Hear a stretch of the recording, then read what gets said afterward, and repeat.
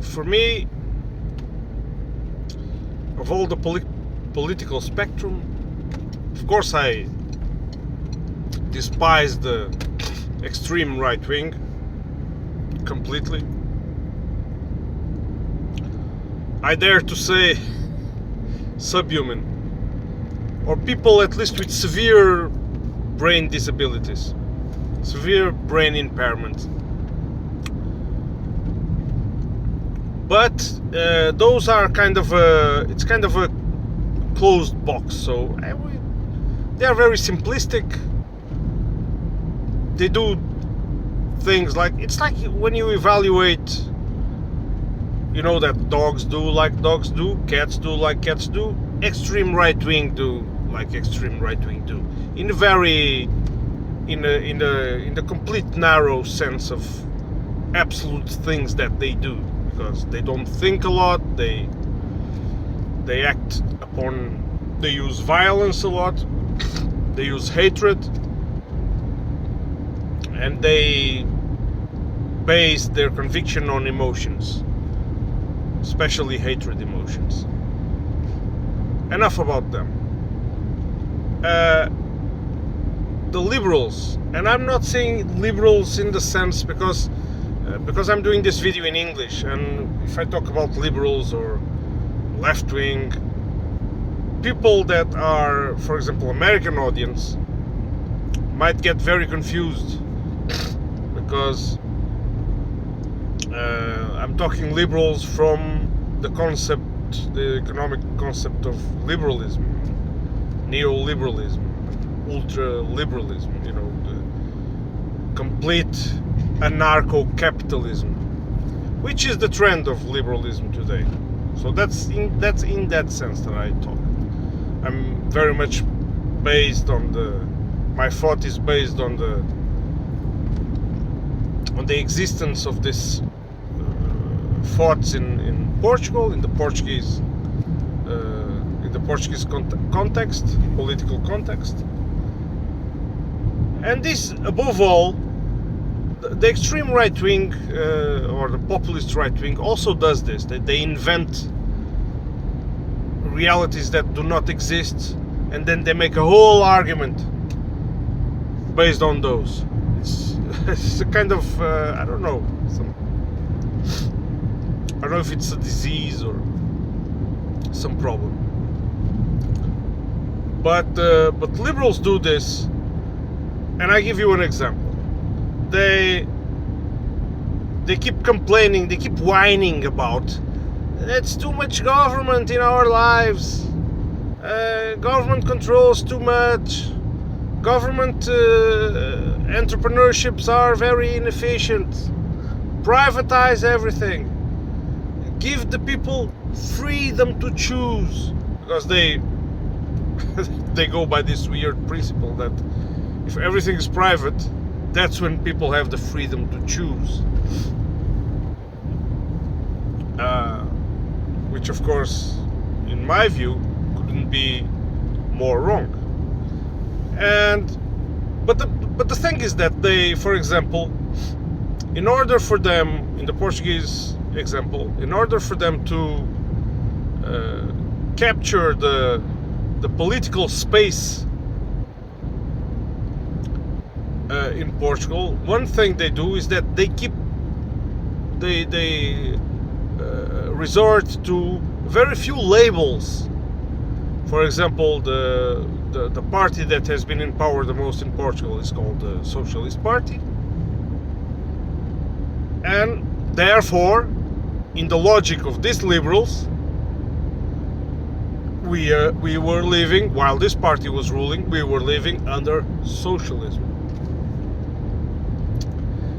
And I mean, by now you must see, I'm sure you see the flaws in this logic, right? Of course, the Socialist Party, like, for example, like the Labour Party in Britain and other socialist parties across Europe, they're not socialists, they're liberal parties. Whenever they govern, they make liberal policies.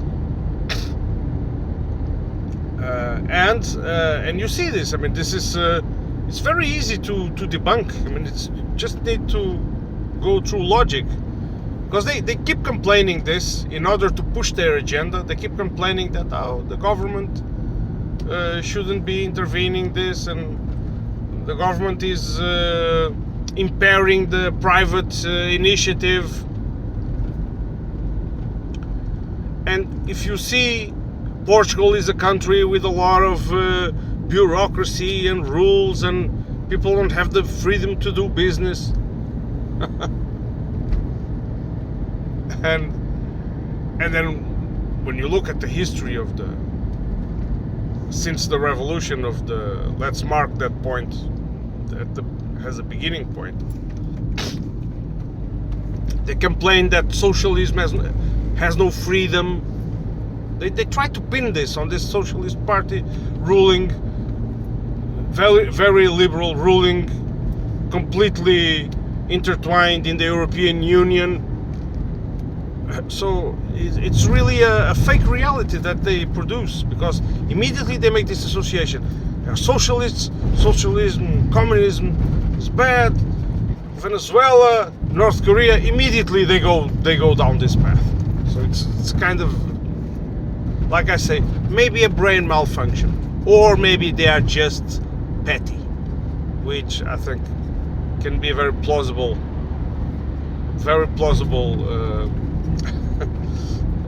situation here. So,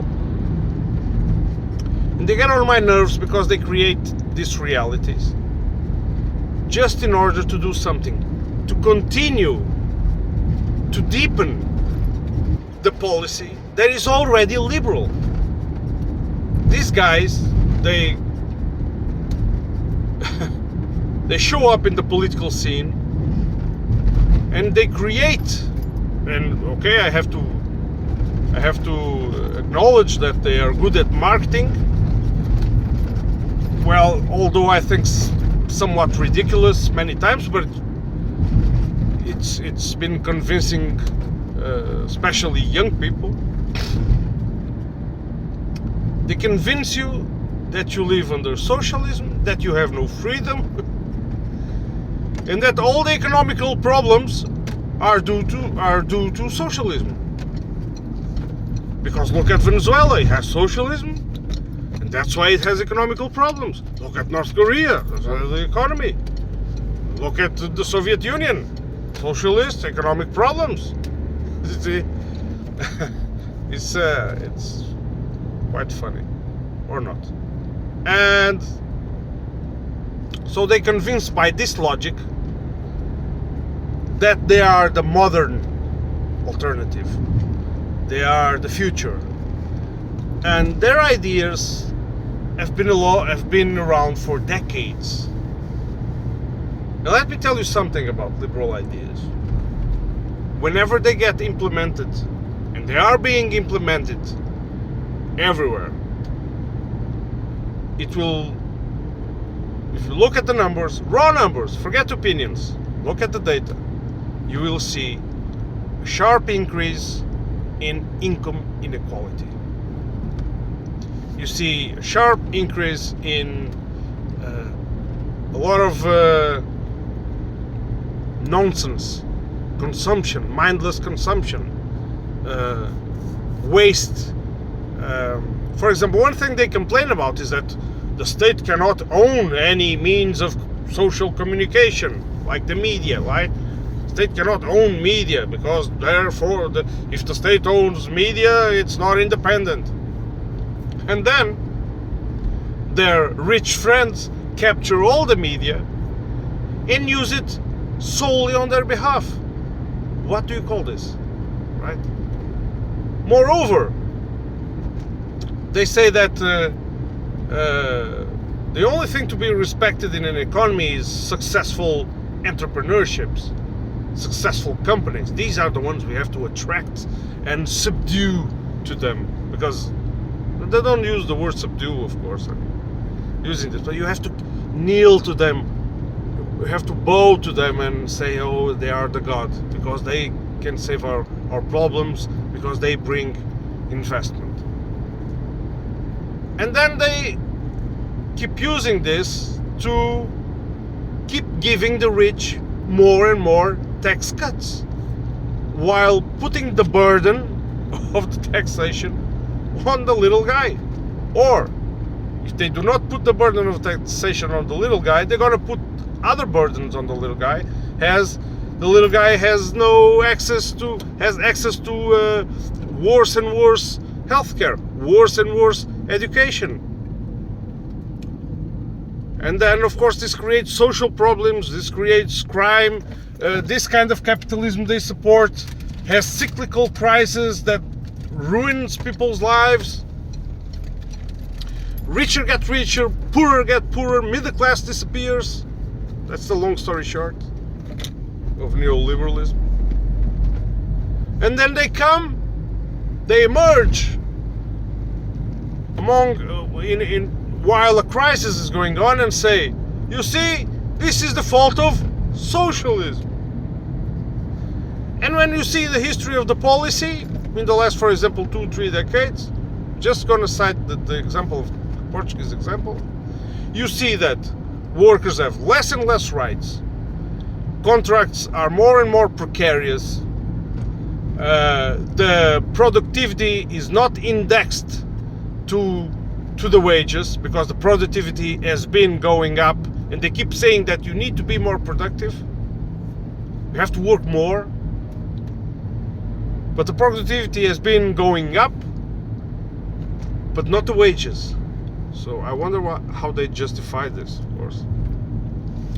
They keep saying that everything is controlled by the market, but whenever the market controls everything without any rules, the way they like, it's always abusive. The big sharks come and abuse the little people. They throw entire communities out of the places where their families live for decades. It's called gentrification. And they install businesses. And then because the economy is as they want, global economy, in a country as Portugal, a little guy has to compete with the wages of the guy from Belgium or Switzerland or Germany, which are 3 times higher, 4 times higher, 5 times higher. And therefore creating more and more problems. So these guys exist to give blank checks to huge corporations, so they are the ones to govern instead of your government. But they don't want the government to disappear completely. They want to keep on leech on the government, because whenever there are problems, who are they calling? Whenever there's a crisis, who are they calling to bail them out? The government, the little guy, the taxpayer. So these liberal ideas, they provoke the crisis, and then they dare to say, oh, it's socialism because the government has been spending too much. The spending of governments, it's built in a system so that it's impossible for the governments not to get into debt. It's impossible. At the same time, the governments have less and less control of their economies, because they privatized at the will of the Mr. Liberal guys. They privatized very huge strategical sectors, which were very profitable to the state, and therefore they lost the ability of redistribution efficiently. They don't have as much to redistribute, so they are forced to live on borrowing. It's simple as that. All because of this is neoliberal policy. Of course, a fair country, if it's a fair country, it should tax. Above all, tax the rich, and then use this money to build infrastructures for everyone. I think this is more than fair. This is the devil for the liberals. So yeah, it's these guys get on my nerves, because they are dishonest, and they implement an agenda, and they have a lot of money, they have a lot of funding, Because of course, who are they working for? The people with the money. And they destroy the collective. They destroy the community. They divide. They, on top of all this, they widespread their ideology, because there is an ideology behind all this. This individualistic, over-individualistic ideology, which puts a heavy burden on everyone's minds, because I'm not productive enough. I don't make as much as my neighbor. I need to have a new car, or to have new clothes, or I need to be more efficient, to be more productive, and I can't sleep that much. All of this, all to be a better slave. If I could gather all this neoliberal ideology in one place, they found a very clever way. Of course, they use science for this. Psychology is very much present in manipulating this hamster mice that we are in the hands of corporations. But this creates a lot of problems in society. Inequality breeds depression, breeds violence. But then the liberals like it, because more problems, more business opportunities. It's like the US, right? So I think these guys are the cancer of society. Really. And then another thing they say when they criticize communists, for example, is that, they want a huge state. And they always base themselves on parts of only very well chosen, carefully parts of history of Soviet Union, which had a very centralized and present state.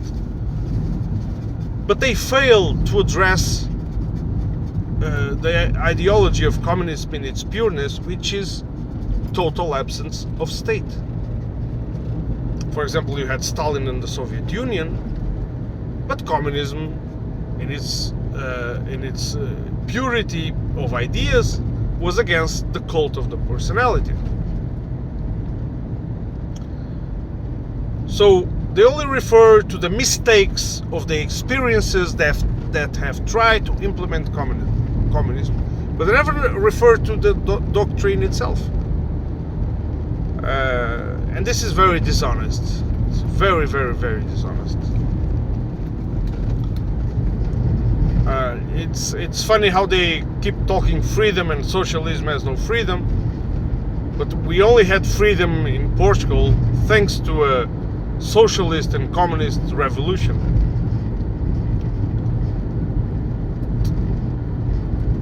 And that's when we had more freedom, that's when we had more opportunities. I'm not going to go deep into that. There's a lot to dive into. The liberals of this kind of liberals, they hate this revolution. They hate it. Their ideology has been widespread in school. Kids get individualistic, and you get the sense, the core of this ideology is to convince you that only you are to blame for every one of your failures. And this is, as you all should know at least, utter bullshit. Utter bullshit. This creates a big handicap, a big impairment to people. It takes away their capacity of acting collectively, organizing. Because these guys, with their discourse of freedom, Milton Friedman was around here on the back of the brain. What they do is they exacerbate all the differences, and they demonize the collective thought. And the collective thought is very important. It's what made societies prosper, thrive, survive in times of hardship, not the other way around. So everyone in the perfect liberal world, everyone is inside their cubicle with their little hamster wheel, with the pills on their eyes, only focusing on their objectives and over doing until they die. Search the dream that you can be a millionaire. Anyone can become anything. And statistics show that is fake, right? Of course, unless you have inherited a fortune, a business from your fathers, which is the new aristocracy. The bourgeoisie made revolutions, the liberals of that time, to overthrow the aristocracy, only to take their place by the same means. Because if you start from scratch, what chances do you have? Very few. Okay, guys, I think I'm rambling too much on this one. Gotta go home and hit the bed. I think it's the best thing I do right now. Hey, and fuck the liberals. Hope I see you on the next one.